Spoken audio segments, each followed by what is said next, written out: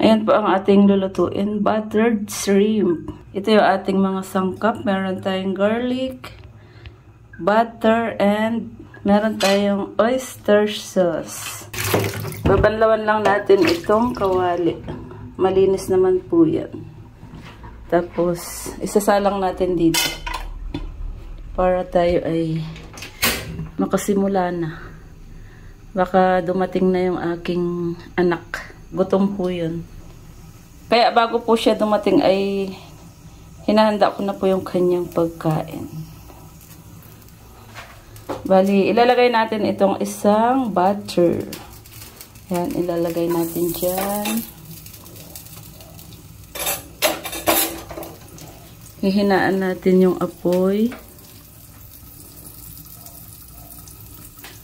Ilalagay natin itong garlic. Ilalagay natin yung garlic.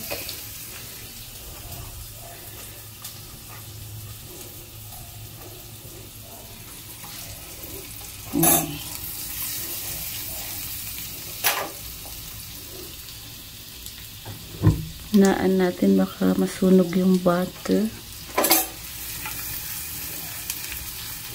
Ayan, ganyan lang po magluto ng hipon na may butter. With oyster sauce. 1/4 kilo lang po ito. Para sa anak ko lang po ito. Ayan. Okay na yung ating garlic. Ang bango guys. Bango ng amoy ng garlic. Ayan. Ngayon naman ay ilalagay na natin itong ating shrimp. Kakamayin ko na lang po.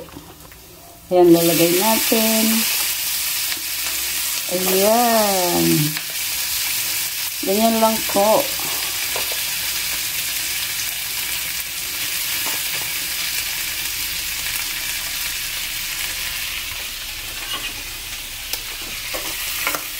Then, hahaluin natin. Ganyan.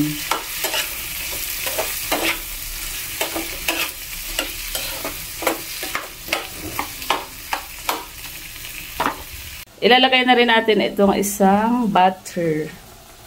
Ayan, papaibabaw natin dyan. Then, hahaluin.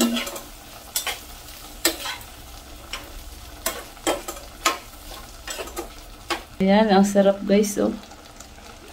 Ngayon naman ay maglalagay na tayo ng oyster sauce. Ayan po yung oyster sauce. Wala na po akong ibang ilalagay dyan. Okay na po yan. Bale, oyster sauce lang po ang magpapalasa dyan. Tsaka yung butter. Ayan. Haluin lang po natin. Sarap guys. Wow. Oh, ang sarap guys. Garlic buttered shrimp. Wow, oh, lumapot na siya guys. Sarap.